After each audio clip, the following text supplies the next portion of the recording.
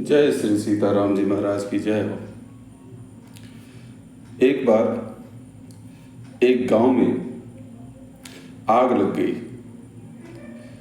सभी लोग अपनी जान बचाकर भाग रहे थे। जिसको जहां से रास्ता मिलता था वहां से वह पहले अपना प्राण बचाता था। अगर समय बचे तो वह जो है अपने लोगों की जान बचाता था। उसी समय सभी लोग तो केवल अपने अपने में ही रह गए। उसी गांव में एक अंधा व्यक्ति और एक लंगड़ा व्यक्ति भी रहता था। जब आग लगी तो जान बचाकर सभी लोग जिसको जहां रास्ता मिलता था भाग रहे थे।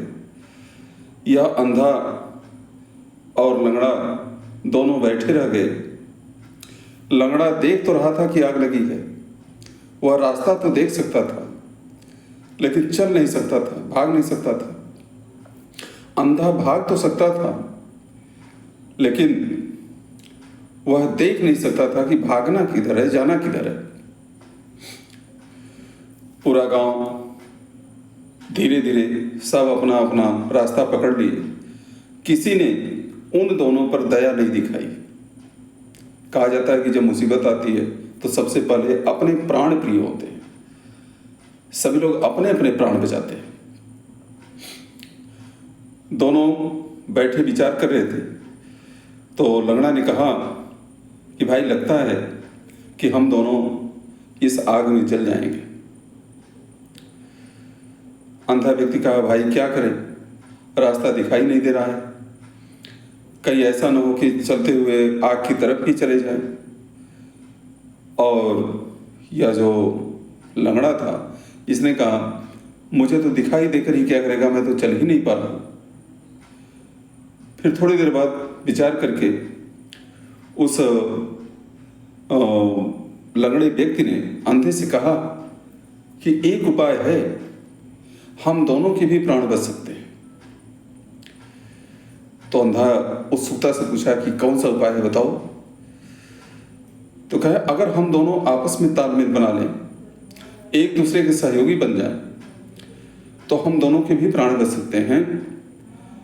तुम रास्ता देख नहीं सकते लेकिन चल सकते हैं, मैं रास्ता देख सकता हूं लेकिन चल नहीं सकता हूं। ऐसा है कि तुम मुझे अपने कंधे पर बैठा लो, मैं मार्गदर्शन करता रहूंगा, रास्ता दिखाता रहूंगा और तुम उस पर चलते रहना। अंधे ने लंगड़े को अपने कंधे पर बैठाया और लंगड़ा व्यक्ति रास्ता दिखाता रहा और अंधा उस पर चलता रहा। इस प्रकार से सूझबूझ से, आपसी सहयोग से उन दोनों के प्राण भी बच गए।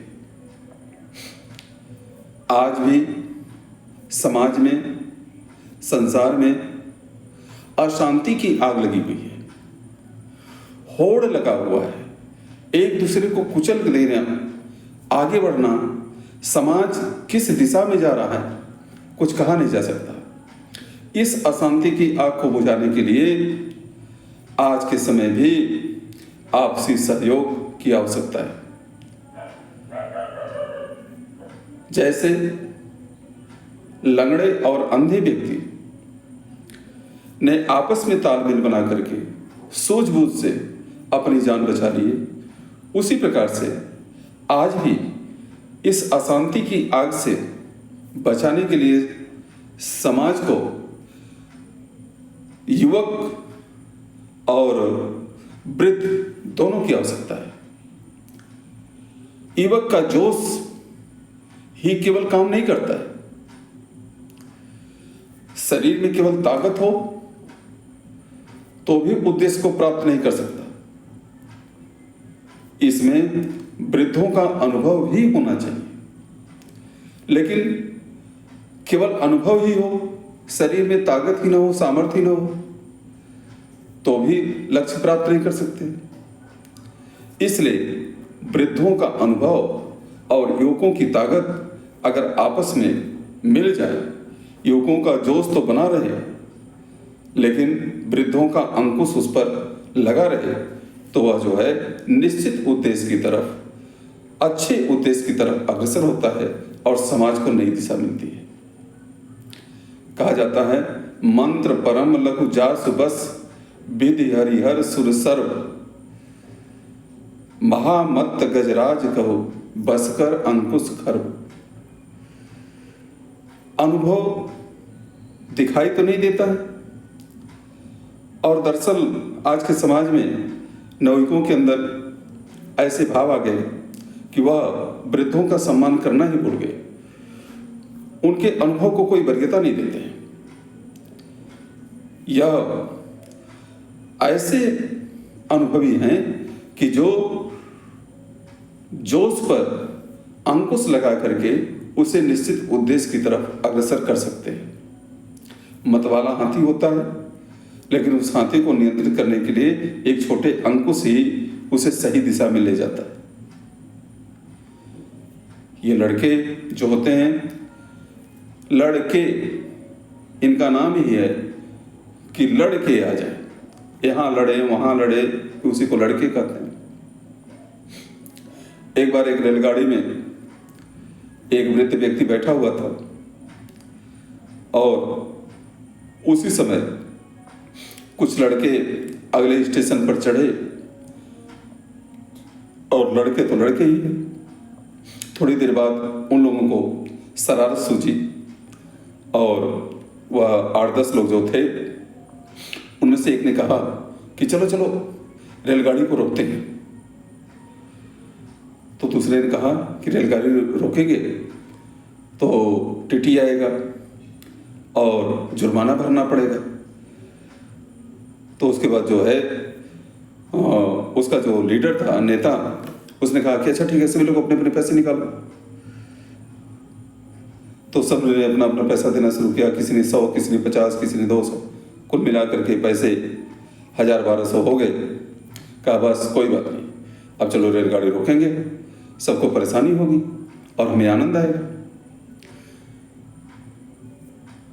यह जो है गलत काम करने के लिए जितने दुष्ट होते हैं वो चंदा बहुत तेजी से देते हैं, बड़े उत्साह के साथ देते हैं। किसी को फंसाना हो, किसी को परेशान करना हो तो सब चंदा दे देंगे, उठा कर दे देंगे, जिसके पास जो रहेगा सब दे देंगे, और दूसरे के परेशान करने में उन्हें आनंद आता है। तब तक उन्हीं बच्चों में से बोला कि हम चलो रेलगाड़ी रोकते हैं और हमको थोड़ा जुर्माना लगेगा। जब टीटी आएगा, पुलिस आएगी तो बता देगी कि इस बाबा ने रोका है। अब बूढ़ा बेचारा घबराया कि लड़कों के बीच में पड़ करके अगर मैं कहूँगा भी कि मैंने रेलगाड़ी नहीं रोका, तो भी टीटी हमारी बात सुनेगा नहीं। ये 10 लोग हैं, 10 लोग कहेंगे तो उनकी बात मानी जाएगी। बूढ़े ने कहा, बच्चा हमें क्यों परेशान करते हो, तुम लोग जो कहने नहीं, बड़ा मजा आएगा, बड़ा मजा आएगा, बाबा को परेशान करेंगे। तब तक जो चैन पुलिंग करना था, एक ने चैन खींच दिया, ट्रेन रुक गई।